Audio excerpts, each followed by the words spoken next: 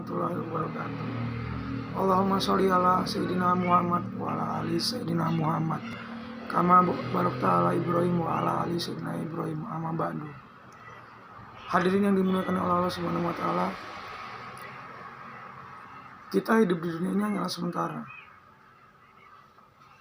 Jadi hidup yang sementara ini kita gunakan agar kita taat kepada Allah. Kelak ketika kita dipanggil oleh Allah, maka kita tidak akan ada rasa takut. Ketika kita masih ada rasa ketakutan, ketika kematian datang, maka masih banyak sekali amalan-amalan yang belum pernah kita lakukan. Seperti anak sekolah terhadap gurunya. Ketika gurunya menyuruh muridnya untuk rajin belajar, taat belajar, maka si murid ini akan melakukan perintah-perintah gurunya. Dan murid lain yang tidak mau melakukan perintah-perintah gurunya untuk taat belajar, ketika kenaikan kelas, dia pasti ada rasa ketakutan.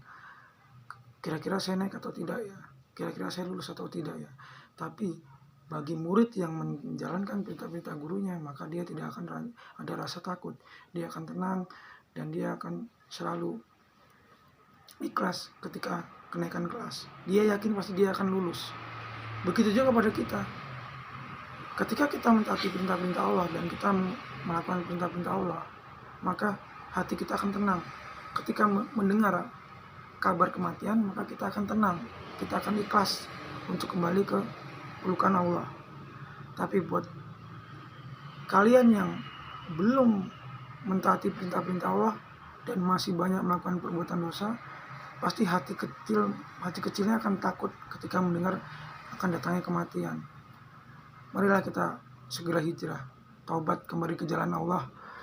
Karena sebaik-baiknya orang adalah orang yang kembali ke jalan Allah, dan sebaik-baiknya orang adalah orang yang mau mengajak orang lain untuk taat kepada Allah. Dan orang yang cerdas adalah orang yang selalu mengingat datangnya kematian. Karena dengan kita mengingat kematian, maka kita akan lebih dekat lagi dengan Allah Subhanahu wa taala. Sebelum nafas kita sampai di kerongkongan, marilah sama-sama kita hijrah, kita taubat, kita kembali ke jalan Allah Subhanahu wa taala.